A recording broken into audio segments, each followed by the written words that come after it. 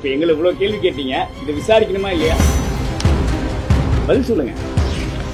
ஒண்ணு இல்ல, நீங்க கேளுங்க. அந்த வீடியோ யார் எடுத்தது, ஒரிஜினல் லெட்டர் ரெண்டுக்கு ஒட்டி பதில் சொல்லுங்க, கொடுக்க சொல்லுங்க. நான் அதே மாதிரி இவர் தான் கொடுத்திருந்தாருன்னா 20 நாளா வேலை பார்த்து எலெக்ஷன் வேலை பார்த்து ஒர்க் பண்ணிட்டு இருக்கிறேன். 2 லட்சம் மக்களை சந்திச்சிருக்கிறேன். எங்கேயாச்சும் ஏஜென்ட் எழுதியிருப்பேன், இவங்களுக்கு எங்க ஐசன் எழுதி கொடுத்துருப்பேன்.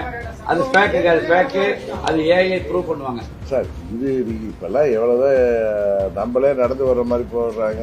நீங்க தான் ஏஐல என்னமோ கிரியேட் பண்றாங்க. எதுனா காமராஜ் மாதிரி ஒருத்தர் கார்ல அதுல உட்கார வச்சு கழுத்து போற மாதிரி எடுத்து வச்சிருக்க முடியாதா? ஆபீஸ்ல உட்காந்தா கழுத்து போடுறோம். ஒண்ணுதான் ஸ்ட்ரெயிட் ஃபார்வர்டு அரசியல்வாதி அப்படிங்கிறாங்கல்ல, நேர்மையான அரசியல்வாதி. ஒரு லெட்டர் ஒரிஜினல் இல்லைன்னா கூட அம்மா மக்கள் முன்னேற்ற கழகம் எழுதுறப்ப இன்னும் அவரு கூட இருந்திருக்கணும். இல்லைன்னா அதோட கட்சி தலைமைக்கு தொடர்பு கொண்டு இது நீங்க இது மாதிரி உங்க கட்சியில கொடுத்துருக்காங்களான்னு கேட்கணும். இது விசாரிக்கணும். இப்ப எங்களை இவ்வளவு கேள்வி கேட்டீங்க, இதை விசாரிக்கணுமா இல்லையா?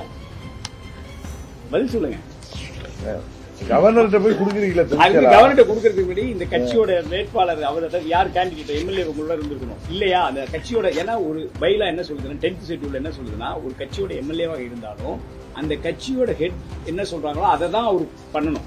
அது சிங்கிள் எம்எல்ஏவா இருந்தாலும் அவங்க நினைச்சா மர்ஜும் ஆக முடியாது. அப்ப ஒரு கான்ஸ்டிடியூஷன் தெரிஞ்ச, ஒரு இப்ப டிஸ்குவாலிபிகேஷன் தெரிஞ்ச, எல்லாமே தெரிஞ்ச நேர்மையா இருக்கிறவங்க ஒன்னு எம்எல்ஏவோட கவர்னரை பார்த்துக்கணும். இல்லையா ஒரு கடிதம் இது மாதிரி நம்மகிட்ட வாட்ஸ்அப்ல வந்திருக்கு, இதோட தலைமை யார் சொன்னாதான் இது அவங்க செயல்பட முடியும்னா அந்த தலைமையை போன் பண்ணி இது மாதிரி ஒரு கடிதம் கொடுத்துருக்காங்கன்னு கேட்டுக்கணும்.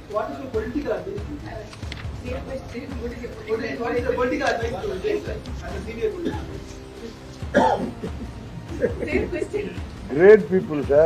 They are like Jesus Christ. தேவ தூதர்களுக்கெல்லாம் போய் நம்மள சாமானியர்கள் அவர்களை பார்த்தா கையெடுத்து கும்பிட்டுட்டு எங்க எம்எல்ஏ விட்டுருப்பா, ஒரே ஒரு எம்எல்ஏ வச்சிருக்கோம் தான் கேட்க முடியும்.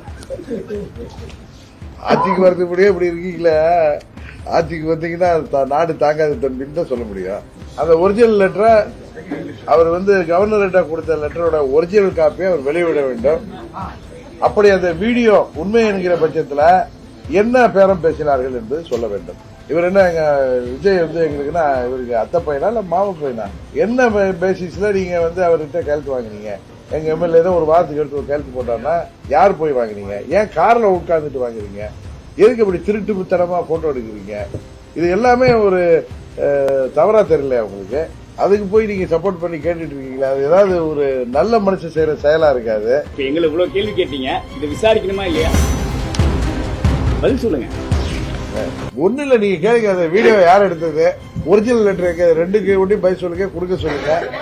நான் அதே மாதிரி இவர் தான் கொடுத்திருந்தாருன்னா 20 நாளா வேலை பார்த்து எலெக்ஷன் வேலை பார்த்து ஒர்க் பண்ணிட்டு இருக்கிறேன். 2 லட்சம் மக்களை சந்திச்சிருக்கிறேன். எங்கேயாச்சும் ஏஜென்ட் எழுதியிருப்பேன், இவங்களுக்கு எங்க ஐசன் எழுதி கொடுத்துருப்பேன். அது ஸ்பேக்கு, அது ஸ்பேக்கு, அது ஏஐ ப்ரூவ் பண்ணுவாங்க சார். இது இப்பெல்லாம் எவ்வளவுதான் நம்மளே நடந்து வர்ற மாதிரி போடுறாங்க.